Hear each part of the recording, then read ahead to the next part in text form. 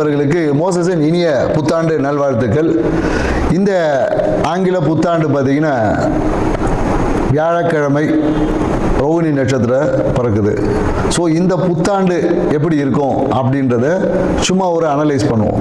ஏன்னா இந்த புத்தாண்டு பார்த்தீங்கன்னா 1/1/2026 இது மொத்த கூட்டுத்தொகை பார்த்தீங்கன்னு வச்சுக்கிங்களேன் 3ஆம் நம்பர். ஸோ இந்த வருடத்தோடைய கூட்டுத்தொகை பார்த்தீங்கன்னு வச்சுக்கிங்களேன் 1ஆம் நம்பர் 10 சூரியனோட ஆதிக்கம். இந்த வருடம் வந்து சூரியனோட ஆதிக்கத்திலும் குருவோட தன்மையிலும் இருக்கு. ஏன்னா இந்த 2 கிரகமே பார்த்தீங்கன்னா மிகுந்த வலிமையான கிரகங்கள். ஒன்று ஆன்மீகத்தில் மிக உச்சமானது, இன்னொன்று பார்த்தீங்கன்னா அரசியலில் உச்சம். ஸோ அப்போ இந்த அரசியலுக்கும் ஆன்மீகத்துக்கும் ஒரு மிகப்பெரிய ஒரு போட்டி என்பது இருக்கும். அதே போல் என்னன்னாக்கா ஆன்மீக அரசியல் என்பதும் இந்த காலகட்டத்தில் மக்கள்கிட்ட வந்து கொஞ்சம் சிறப்பாக இருக்கும்னு சொல்ல முடியும். அந்த ஆன்மீகத்தால் நிறைய பிரச்சனைகளும் அரசாங்கத்துக்கு இருக்கும். ஆன்மீகம் சார்ந்த விஷயங்களில் நிறைய குழப்பங்கள், தேவையற்ற பிரச்சனைகளும் இந்த காலகட்டத்தில் இருக்கக்கூடிய ஒரு காலகட்டம். ஏன்னா ரோகிணி நட்சத்திரம் சந்திரனோட நட்சத்திரம் சுயசாரத்தில் இந்த வருடம் பிறப்பதனால விவசாயம் என்பது இந்த காலகட்டத்தில் ரொம்ப சிறப்பாக இருக்கும்னு சொல்ல முடியும். விவசாயம் மிக சிறப்பாக இருக்கும். குறிப்பாக என்னன்னாக்கா குழந்தைகளோட நலனை பேணி காப்பதற்காக இல்லை குழந்தைகளோட வெல்ஃபேருக்காக புதிய சட்டங்கள் எல்லாமே வரும். இந்த காலகட்டத்தில் என்னன்னாக்கா அரசாங்கத்தில் பார்த்தீங்கன்னா அதுவும் என்ன மத்திய மாநில அரசாங்கம் இரண்டும் ஒன்று இணைந்து குழந்தைகளுடைய மேம்பாட்டுக்காக ஏதாவது ஸ்கீம்ஸ் குழந்தைகள் ஏற்கனவே ஜெயலலிதா அம்மா பீரியடில் தொட்டில் குழந்தை திட்டம் மாதிரி இந்த காலகட்டத்தில் குழந்தைகள் எதிர்கால நலன் பாதுகாப்புக்காக சில சட்டங்களை உருவாக்கக்கூடிய வாய்ப்புகள் இருக்கு. ஏன்னா காஸ்மெட்டிக் திங்ஸ்ல ஏதாவது ஒரு பிரச்சனைகளை சந்திச்சு காஸ்மெட்டிக் திங்ஸ்க்கு ஒரு ரெகுலேட்டர் ஆக்ட் ஏதாவது வரும். ஏன்னா நிறைய பார்த்தீங்கன்னா இந்த ரசாயன கலப்பால நிறைய பிரச்சனைகளை உருவாக்கக்கூடிய, அதனால என்னன்னாக்கா நிறைய பேருக்கு இந்த ஹியூமினிட்டி டெஃபிஷியன்சி வரக்கூடிய வாய்ப்பு இருக்கு. ரசாயன கலப்பால நிறைய பாடியில் பார்த்தீங்கன்னா விஷத்தன்மைகள் வந்து அதிகரிக்கக்கூடிய வாய்ப்பு. அதனால என்னன்னாக்கா இந்த காலகட்டத்தில் காஸ்மெட்டிக் திங்ஸ்ல கொஞ்சம் கவனம் தேவை. மருந்து சார்ந்த விஷயத்தில் அந்த ரசாயன கலப்புகள் அதிகமாக அந்த விஷத்தன்மை, அதாவது குறிப்பாக என்னன்னாக்கா அந்த ஹியூமினிட்டி சார்ந்த விஷயம் சொல்லுவாங்களா, ஊட்டச்சத்து மருந்துகள் இல்லை நமக்கு இம்யூனிட்டி அதிகமாக்கக்கூடிய விஷயங்களில் பார்த்தீங்கன்னா ஏதாவது ஒரு ரசாயன கலப்பால் சில பாதிப்புகள் எல்லாமே உருவாகும். அதனால் அதை ரெகுலேட்டர் பண்ணக்கூடிய சில விஷயங்கள் குறிப்பாக தமிழ்நாட்டில் கண்டிப்பாக இந்த மருந்து கட்டுப்பாட்டுக்காக ஒரு வாரியம் இல்லை அதுக்கான ஒரு சிறப்பு விஷயங்கள் அமைவதற்கான வாய்ப்பு இருக்குது. மேலும் பார்த்தீங்கன்னா இந்த காலகட்டத்தில் என்னன்னாக்கா ஏதாவது ஒரு ரயில் விபத்துக்கள் மாதத்தில் பார்த்தீங்கன்னா ஒரு ஏப்ரல் மே மாதத்தில் ஏதாவது ஒரு ரயில் விபத்துக்கள் சந்திக்கிற வாய்ப்பு இருக்கு.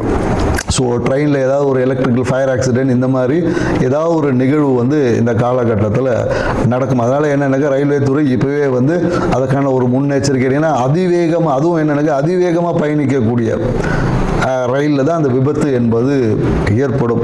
ஸோ மேலும் என்னென்னாக்கா நிறைய இந்த காலத்தில் பிஸ்னஸ் முதலீடுகள் வரும். நிறைய பேர் இன்வெஸ்ட்மெண்ட் பண்ணுவாங்க. புதிய தொழில் முனைவோர் அதிகமாகுவாங்க இந்த காலகட்டத்தில். நிறைய பேர் எனக்கு தொழில் முனைவோர் பட்டியல்னா நிறைய பேர் வேலைக்கு போயிட்டு இருந்த காலத்திலும் நம்ம ஒரு பிஸ்னஸ் பண்ணலாமான்ற எண்ணங்கள் வந்து இந்த காலகட்டத்தில் அதிகமாக இருக்கும்னு சொல்ல முடியும்.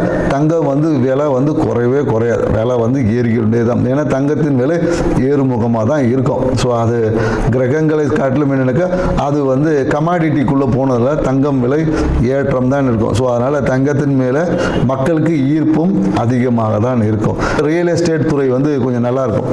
ரியல் எஸ்டேட் துறையில் வந்து மத்திய மாநில அரசுகளுமே அதில் இருக்கக்கூடிய அந்த ரெஸ்ட்ரிக்ஷன்ஸை வந்து கொஞ்சம் குறைத்து இந்த கட்டுமான துறை ரியல் எஸ்டேட் துறையில் வந்து ஒரு வளர்ச்சியான ஒரு பாதை என்பது இருக்கும். டெக்னாலஜி வளர வளர அதை அழிக்கக்கூடிய ஆற்றல், அதனால் பிரச்சனைகளை மக்கள் சந்திக்கக்கூடிய விஷயமும் இருக்கும். பிரச்சனையும் இருக்குது டெக்னாலஜியில் பார்த்தீங்கன்னா நிறைய. ஏன்னா இப்போவே பார்த்தீங்கன்னா டெக்னாலஜியில் வந்து ஆதார் கார்டை கொடுத்தா ஆட்டையை போட்டுறாங்களே, அது மாதிரி வந்து வளர்ச்சியும் ஒரு சைடு இருக்கும். அதில் இருக்கக்கூடிய பிரச்சனைகளை கையாளுவதில் அரசாங்கம் வந்து ரொம்ப திணறும். ஸோ அதனால் ஏன்னா நிறைய இந்த ஏடிஎம் கார்டு ஹேக்கிங் இந்த மாதிரியான நிறைய இந்த ஃப்ராடு திங்ஸ் வந்து இன்னும் வளர்ச்சி அடையும். அதை கட்டுப்படுத்துவதற்கு அரசாங்கம் நிறைய ரெகுலேட்டரி போட்டாலும் ஆனால் அந்த விஷயங்களை கட்டுப்படுத்த முடியாமல் அரசு சார்ந்த துறை வந்து ஏதாவது ஒரு சுணக்கமான விஷயம் கண்டிப்பாக இருக்கும். ஆண் குழந்தைகளின் பிறப்பு விகிதம் கொஞ்சம் அதிகமாக இருக்கும். ஆண் குழந்தைகள் இந்த வருடத்தில் அதிகமாக பிறப்பாங்க. இந்த புத்தாண்டு என்பது மக்களுக்கு ஒரு வளர்ச்சியை கொடுத்தாலும் பொருளாதார புழக்கத்தை ஏற்படுத்தினாலும் எல்லாமே கடன் வாங்கி போகக்கூடிய விஷயமா தான் இருக்கு. ஸோ அதனால மக்கள் தங்களுடைய கையிருப்புக்கு ஏற்ற மாதிரி கடன் வாங்கி உங்களுடைய வாழ்க்கையை அமைச்சுக்குங்க. இந்த புத்தாண்டு ஒவ்வொரு ராசிக்கும் என்ன மாதிரியான பலன்களை கொடுக்க போகுதுன்றத ஒவ்வொரு ராசியை போவோம். வாங்க வீடியோக்குள்ள போகலாம். கடகராசி அன்பர்களுக்கு இந்த ஆங்கில புத்தாண்டு 2026 என்ன மாதிரியான பலன்களை கொடுக்க போகுது அப்படி தாங்க நம்ம பார்க்க போகிறோம். ஸோ இந்த புத்தாண்டு உங்கள் வாழ்க்கையில் நீங்கள் எதிர்பார்த்த மகிழ்ச்சியை கொடுக்கக்கூடிய ஒரு ஆண்டு அப்படின்னு சொல்ல. ஏன்னா ராசி அதிபதியான சந்திர பகவான் எங்கே இருக்கார் பாருங்க, 11ஆம் இடத்துல இருக்காங்க. லாபம் அதிர்ஷ்டத்தை கொடுக்கக்கூடிய இடத்துல இருக்கார். அப்புறம் இந்த புத்தாண்டு எப்படி நடக்குன்னு ஏன் கேள்வியே கேட்க வேணாம். அதிர்ஷ்டம் அள்ளி கொடுக்கக்கூடிய ஒரு ஆண்டு என்பது இருக்கு. இந்த காலகட்டத்தில் என்ன நிறைய கவர்ச்சிகரமான விஷயங்களை அனுபவிக்க போறீங்க. பிடித்த நிறைய புது ட்ரெஸ்ஸு, புதிய விஷயங்கள். வீட்டில் பார்த்தீங்கன்னா நிறைய இந்த கலை பொருட்கள். நிறைய பேர் பார்த்தீங்கன்னா இந்த காலத்தில் பாத்ரூமில் நல்லா டைல்ஸ் ஒட்டுவாங்க. டைல்ஸ் ஒட்டி ரொம்ப பாத்ரூம் அப்படியே சூப்பராக வச்சுருக்க போகிறீங்க. ஸோ ஏன்னா பார்த்தீங்கன்னா இந்த காலகட்டம் எப்போதும் பார்த்தீங்கன்னா பாத்ரூமை தூய்மையாக வச்சுக்கணுன்னே ஒரு எண்ணம் வரும். அது ஏன் வந்துச்சுன்னு உங்களுக்கு தெரியாது. ஸோ இந்த விஷயங்கள் ஏன்னா கடகராசிக்கு பாத்ரூமை தூய்மையை வைத்திருந்தாவே பணம் வரும் அப்படின்ற ஒரு விஷயத்தை இந்த புத்தாண்டை உணர்ந்து பாத்ரூமை மட்டும் தூய்மையாக வச்சு பாருங்க. லாபமும் மன மகிழ்ச்சியும் அபரிவிதமாக பெருகும்.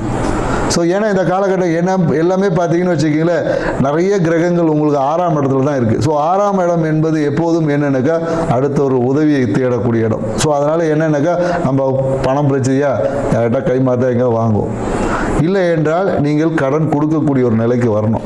ஸோ இந்த நிலை மாறணும்னா என்ன பண்ணணும்? ஏன்னா பொருளாதாரம் சார்ந்த விஷயத்தில் பார்த்தீங்கன்னா ரொம்ப சிறப்பாக. ஏன்னா இந்த கடகராசிக்காரங்க எப்போதும் எனக்கு ஏதாவது ஒரு பிரச்சனையை பற்றி பேசிக்கிட்டே இருப்பாங்க. எப்போ அது பிரச்சனை இது பிரச்சனை. குறிப்பாக அரசியலில் இருக்கிறவங்களாம் பார்த்தீங்கன்னு வச்சுக்கோங்க, ஏதாவது ஒரு தடை வந்துட்டு போஸ்டிங் போட்டு உட்காந்துருப்பான், லெட்டர் அடித்து வச்சுருப்பாங்க, கொடுக்கறதுக்கு ஆள் இருக்காது இவங்களுக்கு.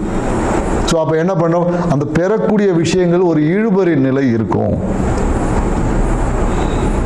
அதே போல் என்னக்கா வேலை சார்ந்த விஷயத்தில் பார்த்தீங்கன்னா திடீர் ஒரு ப்ரொமோஷன் போடுவாங்க. ப்ரொமோஷன் போட்டால் அந்த ப்ரொமோஷன் போட்ட கையெழுத்து போடுற ஆஃபீஸர் இல்லைங்க அவர் பார்த்தீங்கன்னா 1 மாதம் லீவில் போயிட்டாருன்னு. ஸோ அப்போ எல்லாமே கிடைக்கும், கொஞ்சம் பொறுமையாக இருந்தால் கிடைக்கும். ஆனால் இந்த வருஷத்தில் அதெல்லாம் கிடைச்சிரும். சரிங்களா? ஆரம்பத்தில் கொஞ்சம் இழுபறிகள் இருந்தாலும் வருட பாதிக்கு அப்புறமா பார்த்தீங்களா சூப்பராக இருக்க போகுது. ஏன்னா எதிர்பார்த்த விஷயங்கள் எல்லாமே சிறப்பான பலன்களாக இருக்க போகுது.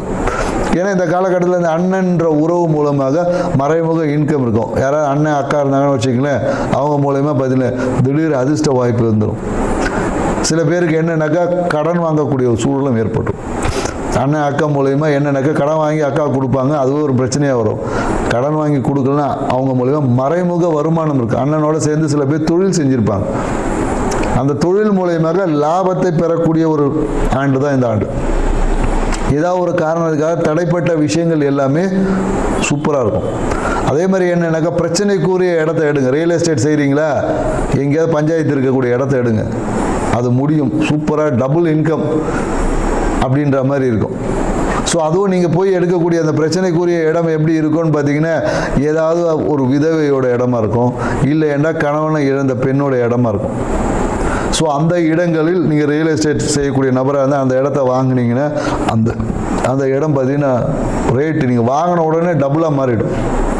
அந்த இடத்துல சிக்கல்கள் இருக்கணும். சிக்கல்கள் இருக்கக்கூடிய இடங்களை நீங்கள் ரியல் எஸ்டேட் துறையில் இருந்தீங்கன்னா கண்டிப்பாக ஜெயிக்க முடியும்.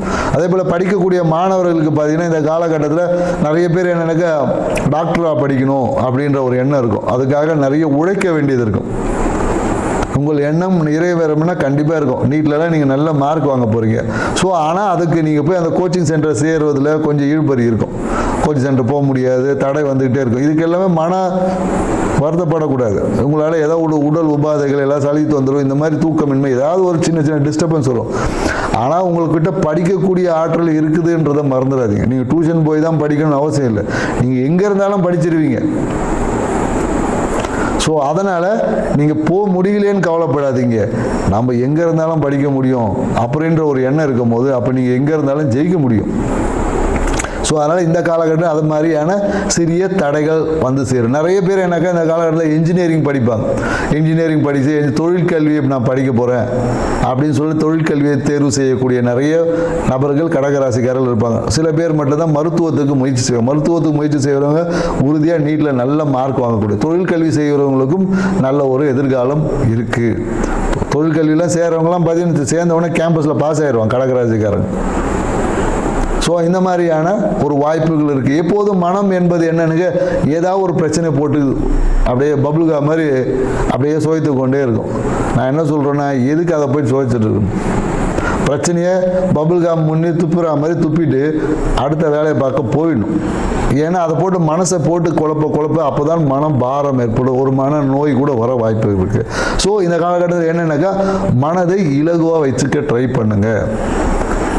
ஸோ மனதை இலகுவாக வச்சுக்கிறது என்ன பண்ணலாம் அப்படின்ற ஒரு ட்ரிக்கை உங்களுக்கு சொல்கிறேன். சுடு தண்ணியில் குளிங்க. கடகராசிக்காரங்களுக்கு தான் இது பொருந்தும். கடகராசிக்காரங்களுக்கு யாரெல்லாம் சுடு தண்ணியில் நீங்கள் குளிக்கிறீங்களோ மனம் வந்து ரொம்ப இலகுவாக இருக்கும். ட்ரை பண்ணி பாருங்கள். இந்த வருடத்துலேருந்து நீங்கள் சுடு தண்ணியில் குளித்து பழகி பாருங்கள். நீங்கள் மனதில் எடுத்த எல்லா விஷயங்களும் சக்ஸஸ் பண்ணக்கூடிய ஆற்றல் உங்களுக்கு வந்துடும். ஸோ அந்த மனதில் ஏற்படக்கூடிய அந்த மனம் எப்படி பொருளாதார சார்ந்த விஷயத்தில் ஈடுபடுத்திட்டே இருக்குது, அதனாலேயே ஒரு நோயோட தாக்கம் வந்துடும். அதனால் உடம்புல சுறுசுறுப்பு இருக்குது, ஒரு மாதிரி சோம்பலாக இருக்கும், அப்படியே மந்தமாக இருக்கும். ஸோ இந்த மாதிரியான உணர்வு எல்லாமே ஏற்படும். அதனால் என்னன்னாக்கா, நிறைய பேருக்கு சுறுசுறுப்பு இல்லாதனால வயதானவங்களுக்கு பார்த்தீங்கன்னா இந்த காலில் வீங்கிறது, இந்த மாதிரியான உடல் உபாதைகள் ஏற்படும். காலில் எடிமான்னு சொல்லுவாங்க இல்லையா, சுகர் அதிகமாக இருக்கிறவங்க பார்த்தீங்கன்னா கால் வீக்கம், இந்த மாதிரியான பிரச்சனைகளும் ஏற்படும். ஏன்னா உடம்புல அதிகமான கழிவுகள் வெளியேறாததுனால உடம்புல வந்து டாக்ஸினிட்டி அதிகமாகும். டாக்ஸினிட்டி அதிகமாக ஒன்றுக்கு மேற்பட்ட சிறு சிறு உபாதைகள்லாம் வர வாய்ப்பு இருக்கு. ஸோ அப்போ நீங்கள் என்ன பண்ணணும்னா, அந்த கழிவுகளை நீக்கக்கூடிய சிகிச்சை, ஏதாவது ஒரு சித்த மருத்துவரை பார்த்து கழிவு நீக்க சிகிச்சை எப்போதும் செஞ்சு, கடகராசிக்காரங்க உடல் கழிவுகளை எப்போதும் நீக்கிக்கிட்டே இருக்கணும். நீக்கிக்கிட்டே இருந்தாங்கன்னு வச்சுங்க, எப்போதும் இளமையாக இருக்க முடியும். உடல் கழிவு தங்குச்சுன்னா உங்கள் வயோதிகம் வந்துடும். ஸோ இந்த மாதிரியான விஷயங்களை எல்லாமே எப்பொழுதும் உங்களுக்கு கருத்தில் வச்சுக்கணும். ஏன்னா உங்களுடைய அதிகமான ஒரு அந்த என்ன சொல்கிறது, அதிகமான அந்த கலை உணர்வு, அந்த கலை விஷயங்களில் ஈடுபடுவதனால நிறைய பேருக்கு பார்த்திங்கன்னா இந்த உடம்புல அந்த ஃப்ளூயிட் டெஃபிஷியன்சிலாம் வரும். ஸோ உடம்புல அந்த ஸ்கின் சுருக்கம், இந்த மாதிரியான விஷயங்கள் இருக்கும். மேலும் என்னென்னாக்கா, உங்களுக்கு 2ல் பார்த்தீங்கன்னா கேது பகவான் இருக்கார். ஸோ கேது பகவான் என்ன பண்ணுறாரு, ஆன்மீக கிரகம், ஞானத்தை கொடுப்ப, பேச்சில் ஒரு ஞானமாக பேசுவாங்க. கடகராசிக்காரங்க இந்த காலம் பேசும்போது என்ன ஞானமாக பேசுகிறான் பாருப்பா அப்படின்வாங்க. ஸோ அப்போ என்னென்னாக்கா, பேச்சில் அதிகமாக ஞானமாக பேசியனாலும் பிரயோஜனம் இல்லை. ஸோ அந்த ஞானத்தின் வகையாக ஏதாவது பணம் வருமானு பார்க்கணும்.